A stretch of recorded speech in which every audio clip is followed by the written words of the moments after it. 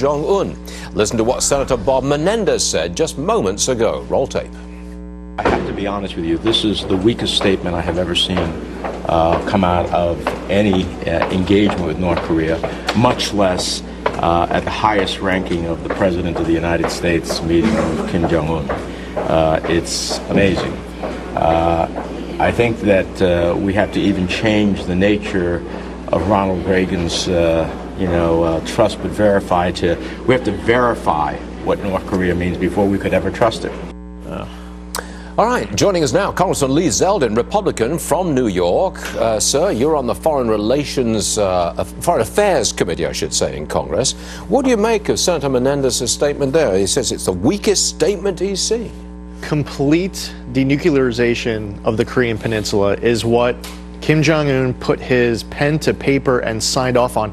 The Iran nuclear deal, we never even got a signature.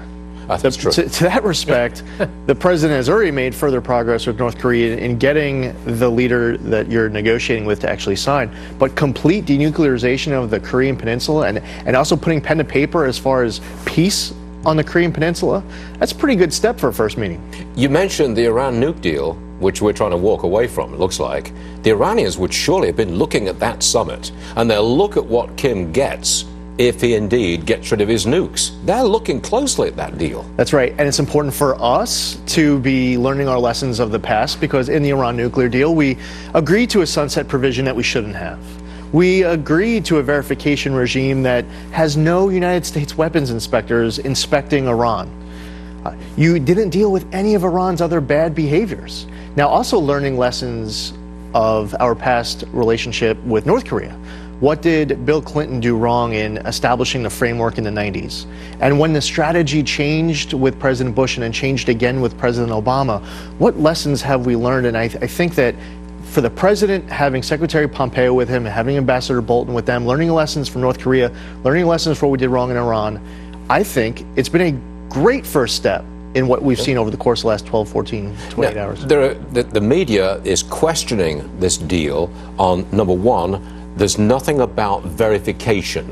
The words irreversible and verifiable were not in the agreement, so there's some criticism there. And there's also criticism that President Trump has shaken the hand of a man who is a vicious dictator. That's worthy of criticism. Where are you coming from on verification and shaking hands with a dictator? The president gets criticized when he's supposedly, according to his opposition, not being diplomatic. He gets criticized from his opposition when they say he's being too diplomatic. He just can't do right. I think if Kim Jong-un showed up with all of his nuclear weapons, you'd still have his opposition say, well, how do you know that that's not everything? And then even if you had everyone say, well, that's everything in North Korea, that's all the nuclear weapons, they'd still be criticizing him, saying, well, how do you know? He's not going to make everybody happy. But the president is sitting down with a foreign leader. This is a first meeting between them, and he's trying to get that foreign leader to sign a document agreeing to complete denuclearization, something that inherited of generations in his own country.